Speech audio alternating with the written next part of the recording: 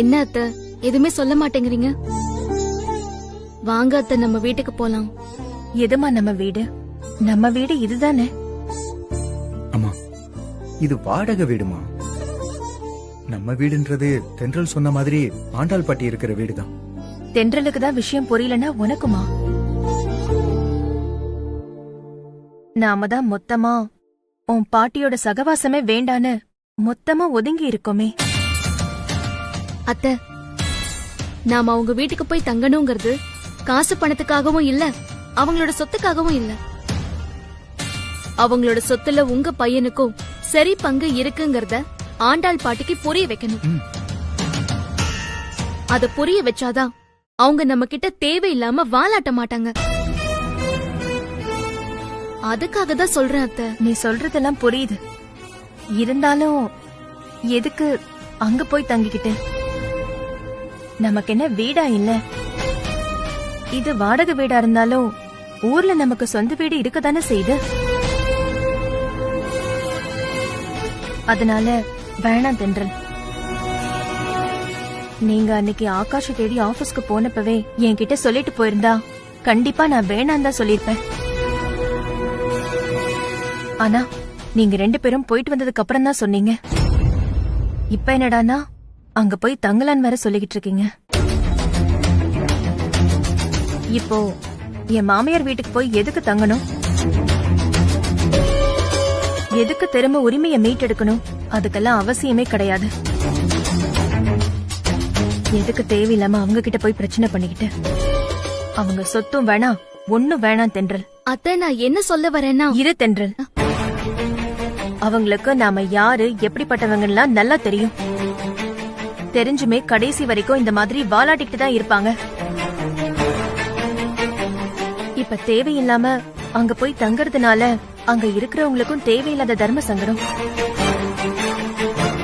அது நமக்குமே ஒரு மாதிரியா தான் இருக்கும். வேண்டாம் தென்றல். அத்தை, நீங்க ஏன் புரிஞ்சுக்கவே மாட்டேங்கிறீங்க? உங்களை எதிர்த்து பேசுறேன்னு தப்பா எடுத்துக்காதீங்க. நாம அவங்க பண்ற வேலைக்கெல்லாம் ஒதுங்கி ஒதுங்கி போறதுனால்தான் அவங்க நம்மள தேடி தேடி வந்து தொந்தரவு பண்றாங்க. இப்ப கூட நல்லவங்க மாதிரி நடிச்சு டிராமா பண்ணி அங்க இருக்கிற எல்லாரையும் நம்ப வச்சுட்டாங்க. அங்க இருக்கிறவங்க யாருக்குமே தெரியாம நம்மளுக்கு தொந்தரவு கொடுத்துக்கிட்டே இருக்காங்க. அவங்களால்தான் எங்களுக்கு வேலை போச்சு. என்ன விசேஷம் இன்னைக்கு? திடீர்னு பாயசம் எல்லாம் செஞ்சிருக்கீங்க? அதுவா பாட்டி, அது என்னன்னா சித்து மாமாவ ஆகாஷத்தான் அவருடைய கம்பெனில பார்ட்னரா சேர்த்துக்கிட்டாருல்ல, அந்த சந்தோஷத்தை கொண்டாடுறதுக்காக தான் ஆகாஷத்தான் பாயசம் செய்ய சொன்னாரு.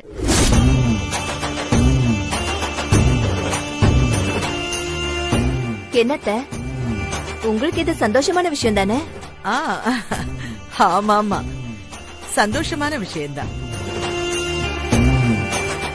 பாட்டி, ஏன் பாட்டி பாயசத்தை வச்சிட்டீங்க? நாம நல்லவளா இருக்கிறது ரொம்ப தப்பா போச்சு. அதனால நிறைய தொந்தரவுலாம் சந்திக்க வேண்டியிருக்கு. பாட்டி, ஏன் நல்லா இல்லையா? அப்படிலாம் ஒண்ணு இல்லப்பா, சூடா இருந்துச்சு, அதான் அப்புறம் குடிக்கலான்னு வச்சுட்டேன். சரி பாட்டி, ஓகே.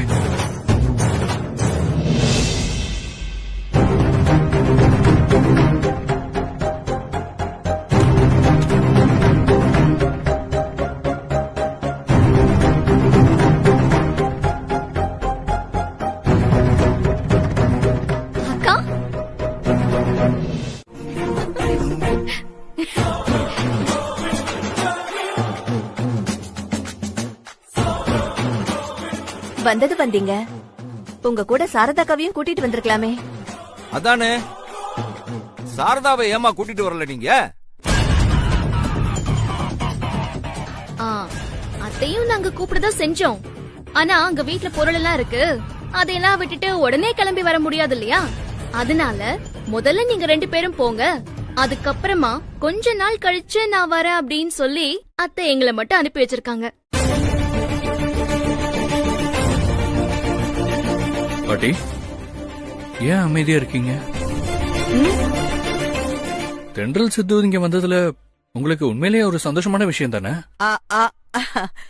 ஆமாப்பா, ரொம்ப சந்தோஷமான விஷயம்தான். சரி, ப்ரோ வாங்க உங்க ரூம் காட்டுறேன். வாங்க. வாக்கா வா.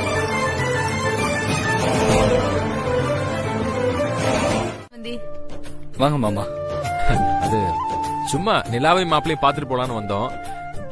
வந்த இடத்துல தென்றலும் சித்து மாப்பிளையும் எங்களுக்கு முன்னாடி வந்திருக்காங்க போல இருக்கு. ஆமா, என்ன நீங்களும் நிலாவை பாத்துட்டு போலான்னு வந்திருக்கீங்களா? உங்களுக்கு விஷயமே தெரியாதா? அக்காவும் சித்து மாமாவும் இப்ப எங்க கூடவே வந்து தங்கிட்டாங்க.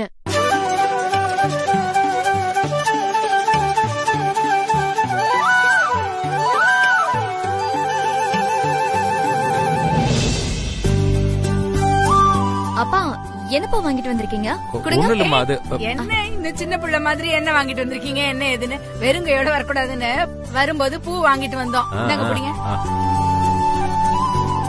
திரும்ப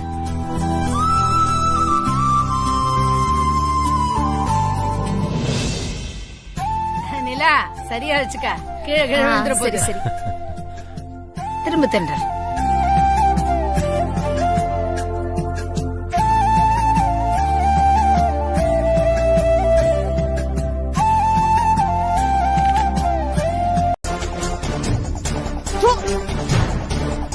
உனக்கெல்லாம் கொஞ்சம் கூட அறிவே இல்லையாடி? முட்டாள் முட்டாள்! ஏய், ஏண்டி நீ நல்லவளா நடிச்ச? அதனால இப்ப என் கண்ணு முன்னாடி என்னென்ன கொடுமை எல்லாம் நடக்குது பாத்தியா? ஐயோ ஐயோ ஐயோ, என்னால தாங்க முடியலையே. ச்சே, நம்மால நல்லவளாவே நடிக்க முடியலையே. அந்த தென்றலும் சாரதாவும் எப்படி நல்லவங்களாவே வாழறாங்கன்னு தெரியலையே.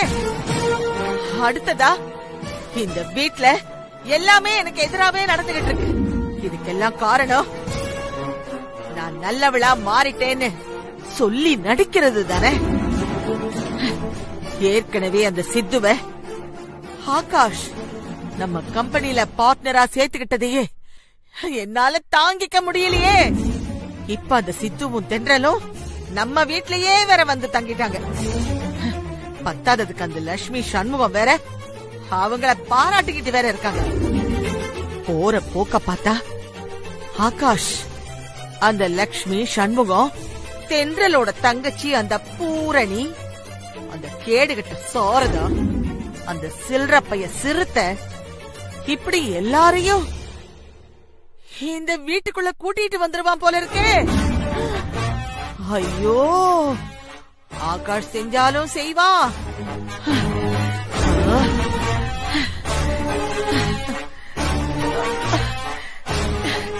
ஷோ, கடவுளே, எனக்கு பிடிக்காதவங்களை எல்லாம் இந்த வீட்ல இருந்து துரத்துறதுக்கு கடவுளே எனக்கு ஏதாவது சக்தி கொடு. அத்த வாமா. என்ன அத்த, ஒண்ணுக்கு 2 மருமக வந்ததுக்கு அப்புறமும் நீங்க தான் இந்த சமையல் வேலையெல்லாம் பாக்கணுமா? தள்ளுங்க, நீங்க போய் ரெஸ்ட் எடுங்க, நான் பாத்துக்கிறேன். இனிமே வீட்ல எல்லா வேலையும் நாங்க தான் பாக்கணும். பரவாயில்லம்மா, நானே பாத்துக்கிறேன். சொன்னா கேளுங்க அத்த. ஆகாஷ், சித்து 2 பேருமே என் பிள்ளைங்க தான். இவங்க 2 பேர்ல யாரோ ஒருத்தரை கல்யாணம் பண்ணிக்கிட்டு இந்த வீட்டுக்கு நீ மருமகளா வரணும்னு நான் ஆசைப்பட்டேன். அந்த ஆசை இப்பதான் நிறைவேறி இருக்கு.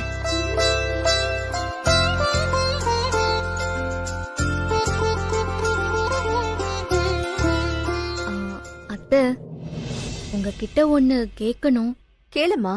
இப்போ நானும் சித்துவும் இங்க வந்துட்டோம். பாவம், அங்க சாரதா அத்தை மட்டும் தனியா இருக்காங்க. அதனால நீங்க தப்பா எடுத்துக்கலன்னா சாரதா அத்தையையும் இங்க கூட்டிட்டு வந்துடலாமான்னு யோசிக்கிறேன்.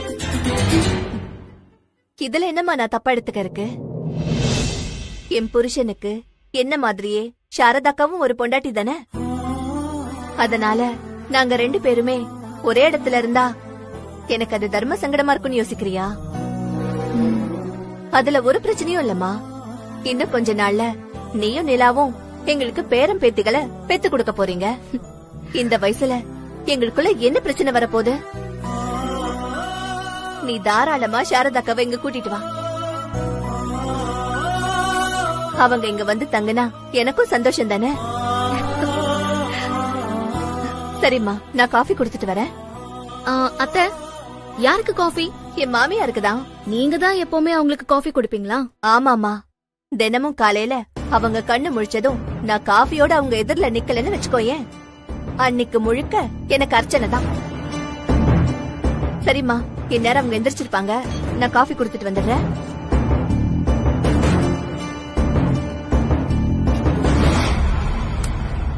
அத்தை, சொல்லுமா. இனிமே தினமும் பாட்டிக்கு நான் போய் காஃபி கொடுக்கட்டுமா? எதுக்குமா? அவங்க உன்னை ஏதாவது சொல்லிட போறாங்க. அதெல்லாம் ஒண்ணு சொல்ல மாட்டாங்க அத்தை. நீங்க கொடுங்க. கொடுங்க. இல்ல தென்றல், பரவாயில்ல அத்தை, கொடுங்க. நான் போய் கொடுத்துட்டு வரேன். ம்? சரி.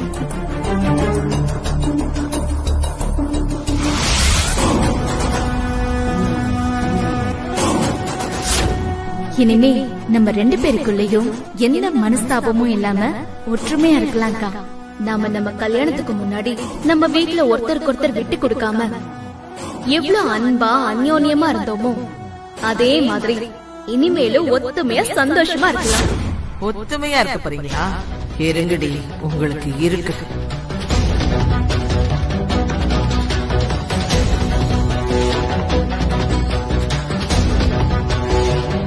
பாட்டி,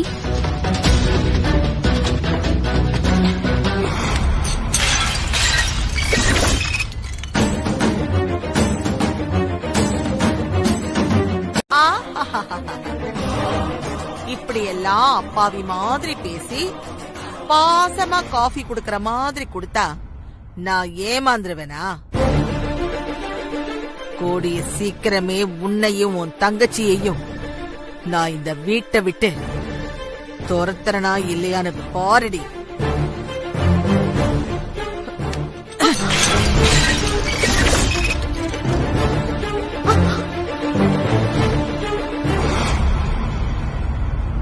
இந்தாங்க, குடிங்க.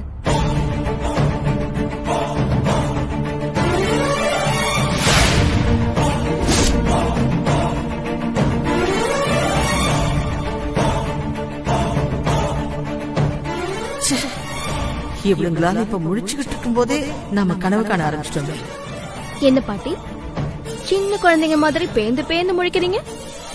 இவகிட்ட இப்ப பிரச்சனை பண்ண வேண்டாம், கொஞ்ச நாள் போகட்டும். பாட்டி, காஃபி எடுத்துக்கோங்க.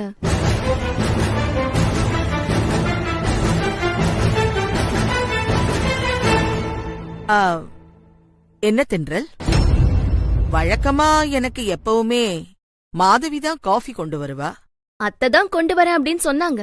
நான் தான் உங்களுக்கு நானே காஃபி கொடுத்துடுறேன்னு சொல்லி அவங்க கிட்ட இருந்து நான் காஃபி வாங்கிட்டு வந்துட்டேன்.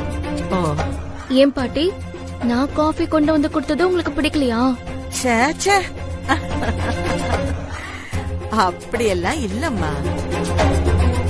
நீ இந்த வீட்ல வந்து தங்கனத்துக்கு அப்புறமாதான் என் மனசுக்கு நிம்மதியே கிடைச்சிருக்கு. சித்து மாதிரியே உனக்கும் இந்த வீட்ல சமபங்கு உரிமை இருக்குமா? பரவாயில்ல பாட்டி, நீங்க இவ்ளோ பாந்தமா பேசி நான் பார்த்ததே இல்லையே. ரொம்ப ஆச்சரியமா இருக்கு. அதே நேரம் ரொம்ப சந்தோஷமாவும் கூட இருக்கு. நீங்க லாக்அப்க்கு போயிட்டு வந்ததுக்கு அப்புறம் டோட்டலா மாறிட்டீங்க பாட்டி. புத்தருக்கு போதி மரத்தடியில ஞான உதயம் வந்த மாதிரி லாக்அப் உங்களை புதுசா மாத்திருச்சு பாட்டி.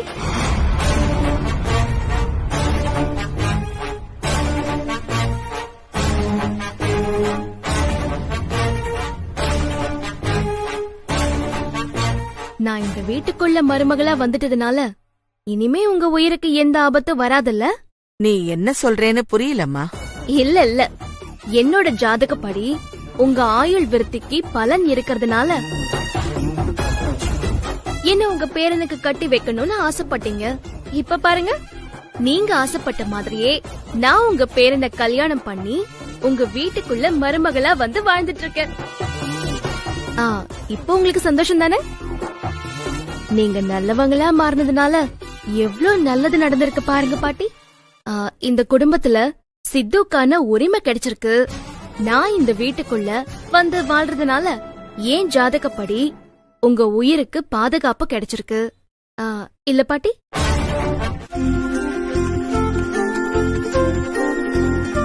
அக்கா, என்னக்கா நீ எதுக்கு இந்த வேலையெல்லாம் பாத்துக்கிட்டு இருக்க?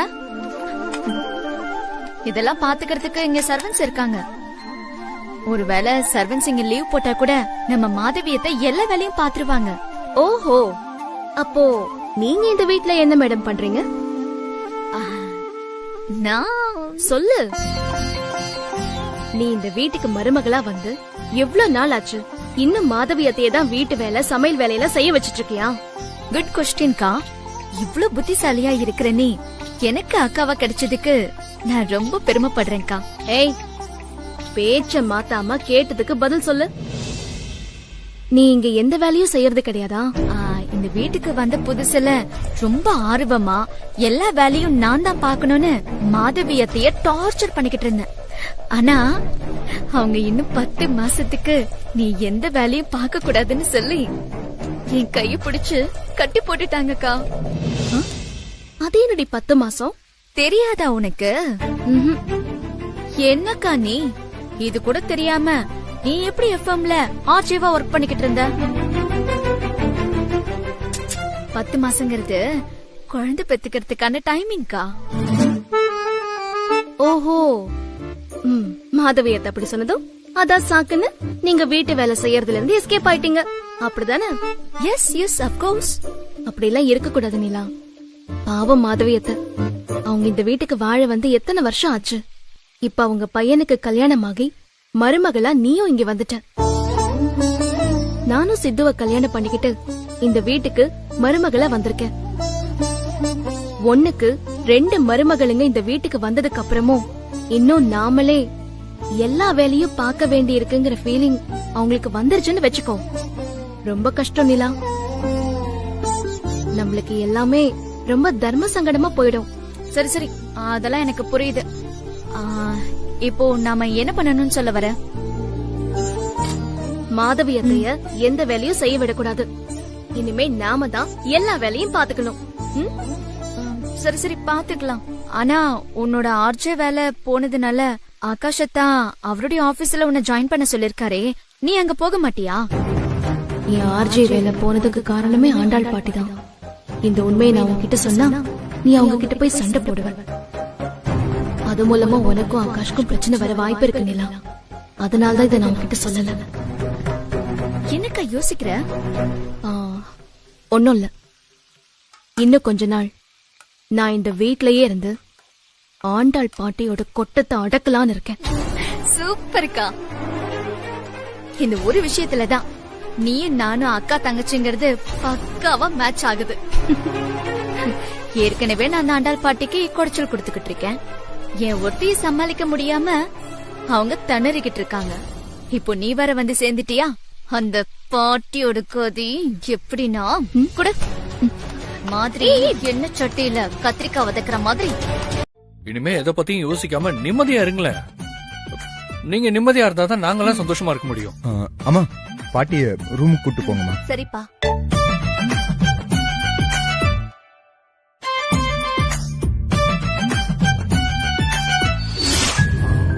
ஒரு 2 hours கழிச்சு பாட்டியோட டெஸ்ட் ரிப்போர்ட்டை வாங்கிட்டு வந்துடுறீங்களா? ப்ரோ, ஆபீஸ்க்கு டைம் ஆச்சு, நம்ம கிளம்பலாமா? ஆகாஷ், எனக்கு அம்மாவை பார்க்கணும் போல இருக்கே. பாட்டிக்கு உடம்பு சரியில்லாம போனதும் அம்மா ஞாபகம் வந்துருச்சா? சரி ப்ரோ, நீங்க போய் அம்மாவை பார்த்துட்டு பொறுமையா ஆபீஸ் வாங்க. நான் இப்ப கிளம்புறேன். ஓகே, பாய் நிலா. பாய் திட்டு. பாய். சித்து, அத்தைய பார்க்க போறேன்னா நானும் வரேன். சரி வாங்க. நிலா, நீ கிளினிக் போக ரெடியா இரு. நான் அத்தைய பார்த்துட்டு உனக்கு கால் பண்றேன். சரி, ஓகேக்கா. வா.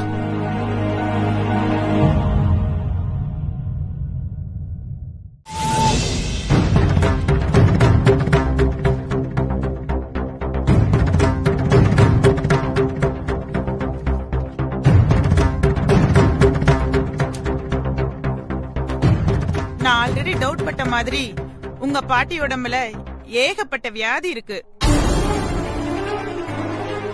அவங்களோட டெஸ்ட் ரிப்போர்ட் படி அவங்களுக்கு பிபி, சுகர், ஓவர் கொலஸ்ட்ரால்னு எல்லா பிரச்சனையும் இருக்கு. என்ன டாக்டர் இப்படி சொல்றீங்க? டெஸ்ட் ரிப்போர்ட் அப்படிதாம்மா சொல்லுது. அப்படின்னா ஆண்டாள் பாட்டி சீக்கிரமா இறந்துருவாங்களா? பயப்படாதீங்கம்மா, அவங்கள காப்பாத்திரலாம். சரி. இனிமே ஆண்டாள் அம்மா எண்ணெயில் செஞ்ச எந்த உணவையும் சாப்பிடக்கூடாது. ஷார்ப்பா சொல்லணும்னா அவங்க விரும்பி சாப்பிடுற எந்த உணவையுமே சாப்பிடக்கூடாது. உப்பில்லாத அரவேக்காடுல சமைச்ச பத்திய சாப்பாடை தான் சாப்பிடணும்.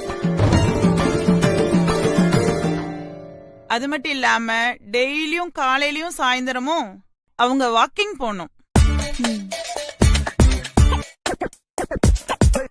இதெல்லாம் அவங்க ரெகுலரா ஃபாலோ பண்ணாங்கன்னா இன்னும் சில வருஷம் அவங்க ஆரோக்கியமா இருப்பாங்க.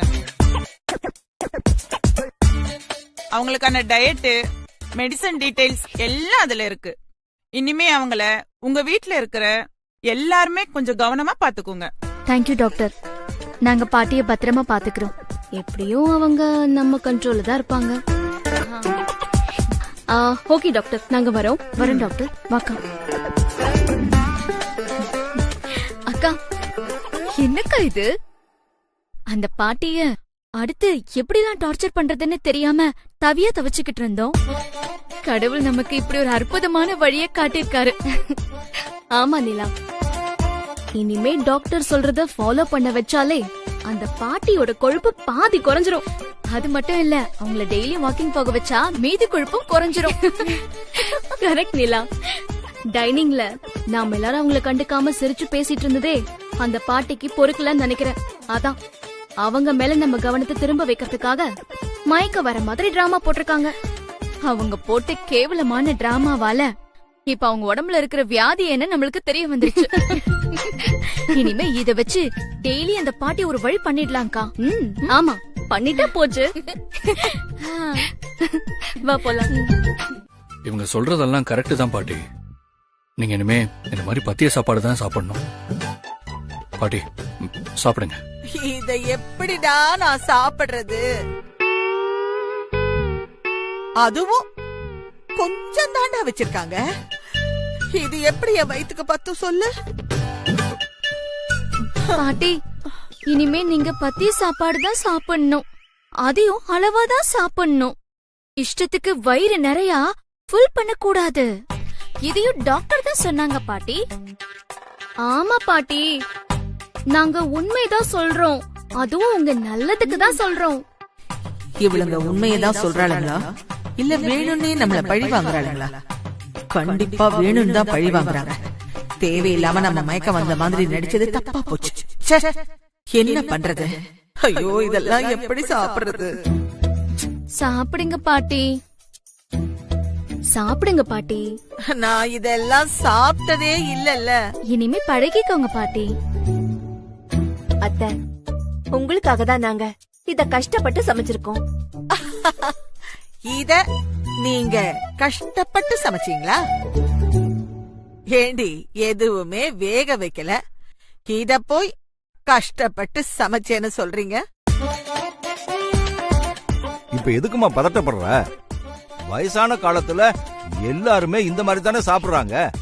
என்ன பண்றது, வயசானாலே எல்லா வியாதிகளும் வந்து சேர்ந்துருது. அதனாலதான் சொல்றேன், அந்த வியாதிக்கு தகுந்த மாதிரி நாமளும் சாப்பாட்டை மாத்திக்க வேண்டியது தானே. சாப்பிடு. உங்களை விட எனக்கு ஒண்ணும் வயசாகல. நீங்க மட்டும் இந்த வயசுல மட்டன், சிக்கன் எல்லாத்தையும் வழிச்சு கொட்டிக்கிறீங்க.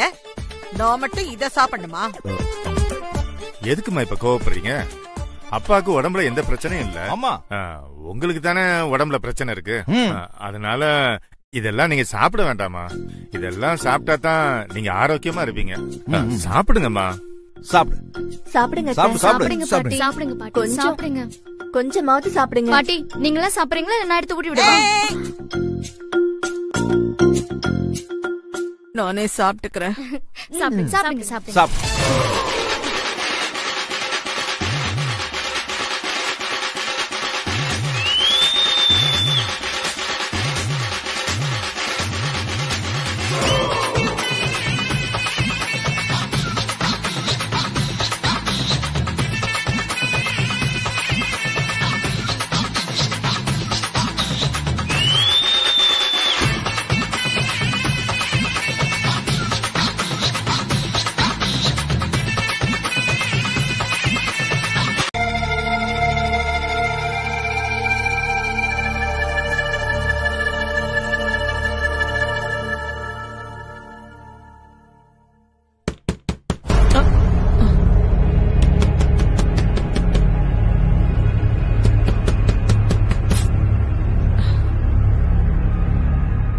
மணி 4 தான் ஆகுது. இந்த நேரத்துல யார் கதவை தட்டுறது?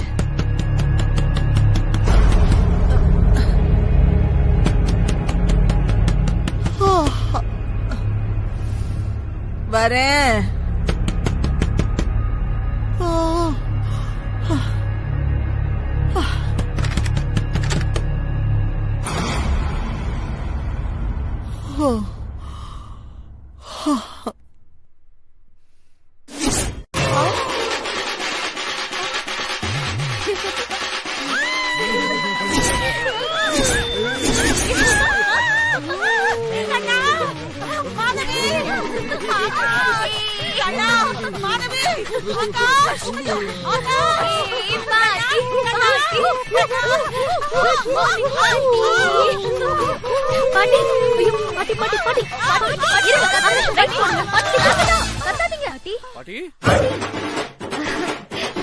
பாட்டி நாங்க தான் பாட்டி. நீங்களா? நீங்க எதுக்குடா இந்த நேரத்துல வந்து கலாட்டா பண்ணிட்டு இருக்கீங்க? ஏய் ஆகாஷ், நீயுமா இதுங்களோட சேர்ந்துகிட்டு கூத்து பண்ற? கிண்டல்லாம் ஒண்ணு இல்ல பாட்டி, சும்மா ஒரு ஃபன்னுக்காக, அவ்வளவுதான். சாரி பாட்டி. சாரியும் பூரியும் கொஞ்ச நேரத்துல என் ஈரக்கொலையை நடுங்கிடுச்சு தெரியுமா? சாரி பாட்டி, ஏதோ ஒரு விளையாட்டுக்கு பண்ணோம், இதுக்காக போய் இப்படி பயப்படுறீங்களே. நான் இப்படி பயந்து சாகுறேன், உங்க எல்லாருக்கும் இது சிரிப்பா இருக்கா? எதுக்கு இந்த நேரத்துல வந்து கதவை தட்டுனீங்க? வாங்க பாட்டி வாக்கிங் போலாம். வாக்கிங்கா? அப்படின்னா பாட்டி வாக்கிங்னா நடக்கிறது பாட்டி. டேய், நான் பிறந்ததுல இருந்து என் கால் தரையில பட்டதே இல்ல. தரையில் தானே இருக்கு, எல்லாம் கார்ல தான். அதனாலதான் உடம்பு பூரா கொழுப்பா இருக்கு. நான் சொல்லல பாட்டி, டாக்டர் தான் சொன்னாங்க. வாங்க நம்ம வாக்கிங் போலாம். கையெடுறி, நான் எங்கேயும் வரல, எனக்கு தூக்கம் வருது, நீங்க வேணா போயிட்டு வாங்க. வாங்க பாட்டி போலாம் பாட்டி ப்ளீஸ். விடுங்க ரெண்டு பேரும், இந்த நேரத்துல என்ன வாக்கிங்க? விடிஞ்சதுக்கு அப்புறமா போய்.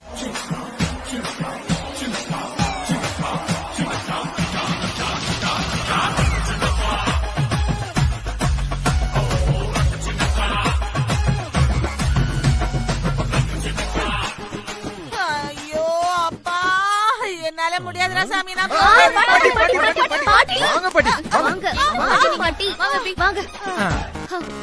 என்ன பாட்டி நீங்க அதுக்குள்ள டயர்ட் ஆயிட்டீங்க? வாங்க வாக்கிங்க கண்டினியூ பண்ணலாம். ஆமா, அடி போடி. காலையில 4 மணிக்கு கூட்டிட்டு வந்தீங்க,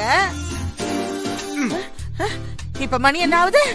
அம்மாடி, இவ்ளோ நேரம் என்னால எப்படி நடக்க முடியும்? மேல் மூச்சு கீழ் மூச்சு வாங்குதுரி எனக்கு. என்ன பாட்டி நீங்க இன்னும் நம்ம 1/2 கிலோமீட்டர் கூட நடக்கல, அதுக்குள்ள டயர்ட் ஆயிட்டா எப்படி? என்னது 1/2 கிலோமீட்டரா? வலசரவாக்கத்துல இருந்து மவுண்ட் ரோடு வரைக்கும் கூட்டிட்டு வந்திருக்கீங்க, இது உனக்கு 1/2 கிலோமீட்டரா? குறைஞ்சது 8 கிலோமீட்டராவது இருக்கும்டி, இருக்கும். நடுவுல குடிக்க ஒரு சோடா கூட வாங்கி கொடுக்காம இப்படி கூட்டிட்டு வர்றீங்களேடி, போவீங்களா? பாட்டி என்ன பாட்டி இப்படி சொல்லிட்டீங்க? டாக்டர் என்ன சொன்னாங்கன்னு உங்களுக்கு தெரியுமா? பாட்டிய வெறும் வயித்துல வாக்கிங் கூட்டிட்டு போங்கன்னு சொன்னாங்க. ஆனா நாங்க தான் உங்க மேல கருணைப்பட்டு பாவக்காய் ஜூஸ்லாம் ரெடி பண்ணி நாங்க ஒரு சொட்டு கூட குடிக்காம உங்களுக்கு கொடுத்து கூட்டிட்டு வர்றோமே, எதுக்காக பாட்டி? உங்க ஆரோக்கியத்துக்காக மட்டும்தான் பாட்டி. ஆமா ஆமா பாட்டி. இங்க பாருங்க, நாங்க 4 பேர் உங்களுக்கு கம்பெனி குடுக்குறோம், நீங்க நடக்கிறீங்க. இருங்க பாட்டி. என்ன பாட்டி நீங்க? ஒண்ணு ஆகாது பாட்டி, நீங்க ஒண்ணு கவலைப்படாதீங்க. ஒரு 5 கிலோமீட்டர் வாக்கிங் போனா போதும், அதுக்கப்புறம் வீட்டுக்கு போயிடலாம். என்னது? ஆமா ஆமா, தினமும் இதே மாதிரி பாட்டி கூட சேர்ந்து வாக்கிங் போக வேண்டியதுதான். என்னது? இல்ல பாட்டி, தினமும் 8 மணிக்கு எந்திரிக்கிற உங்க பேரன் இன்னைக்கு உங்க நல்லதுக்காக 4 மணிக்கு எந்திரிச்சிட்டாரு. இது எவ்வளவு பெரிய நல்ல விஷயம். ஆமா பாட்டி, சித்துவும் அப்படிதான். சித்துவை எழுப்ப நானும் சாரதாத்தையும் படாத பாடுபடுவோம். ஆனா இன்னைக்கு நான் எழுப்பாமலையே சித்து உங்களுக்காக சீக்கிரமா எழுந்து உங்களோட வாக்கிங் வந்திருக்கான். உங்களுக்காக உங்க பேரை 2 பேரும் எவ்வளவு தியாகம் பண்றாங்க. நீங்க என்னடானா முடியாது, கால் வலிக்குது, கை வலிக்குது, ஐயோ அம்மான்னு சொல்லிட்டு இருக்கீங்க. பாட்டி இனிமே அப்படிலாம் சொல்லாதீங்க பாட்டி. சரி, வேணும்னா இன்னொரு ரவுண்டு போயிட்டு வரலாமா? அட போங்கப்பா. மாமியாரே, அது விருப்பெல்லாம் இருக்கு சாரதா. இருந்தாலும் நீ அங்க தனியா கஷ்டப்படுறல்ல, உன் பையனும் தென்றலும் உன் கூட வந்துட்டா உனக்கும் கொஞ்சம் ஒத்தாசையா இருக்கும் இல்லையா? அதுதான் கூட்டிட்டு போயிடுன்னு சொல்றேன். ஆமாமா, உங்களுக்கு என் மேல ரொம்பதான் அக்கறை. உங்களை பத்தி எனக்கு தெரியாதா? ஏற்கனவே நிலா கிட்ட மாட்டிட்டு முழிக்கிறீங்க. பத்தாவதுக்கு தென்றலும் சித்துவும் வந்து உங்களை படாத பாடு படுத்துறாங்க. அவங்க கிட்ட இருந்து தப்பிக்கிறதுக்கு தானே இப்படி எல்லாம் சொல்றீங்க. இதெல்லாம் அந்த சிவானியை தூண்டி விட்டு வேலையை விட்டு தூக்குறதுக்கு முன்னாடி யோசிச்சிருக்கணும். என்னம்மா யோசிக்கிற? அவங்க 2 பேரும் உன் கூட இருந்தா உனக்கு சிரமம் இல்லாம இருக்கும்ல. நீயும் இங்க வந்து தங்க மாட்டேங்கிற. பேசாம அவங்களையாவது உன் கூட கூட்டிட்டு போயிட. இல்ல மாமியாரே, எனக்கு ஒரு சிரமமும் இல்ல. அவங்க இங்கே இருக்கட்டும். என்னம்மா இப்படி சொல்லிட்ட? உன் நல்லதுக்கு தானே சொல்றேன் நானு. நீங்க சொல்றது எல்லாம் புரியுது. இருந்தாலும் அவங்க இங்கே இருக்கிறது தான் உங்களுக்கு நல்லது. வயசான காலத்துல அவங்க உங்களுக்கு உதவியா இருப்பாங்கல்ல. அதானே, நீயும் அதுங்க கூட சேர்ந்துகிட்டு என்ன பழி வாங்குறவ தானே. உன்கிட்ட போய் கேட்ட பாரு. சரிங்க மாமியாரே, உடம்ப பத்திரமா பாத்துக்கங்க. நான் வரட்டுமா?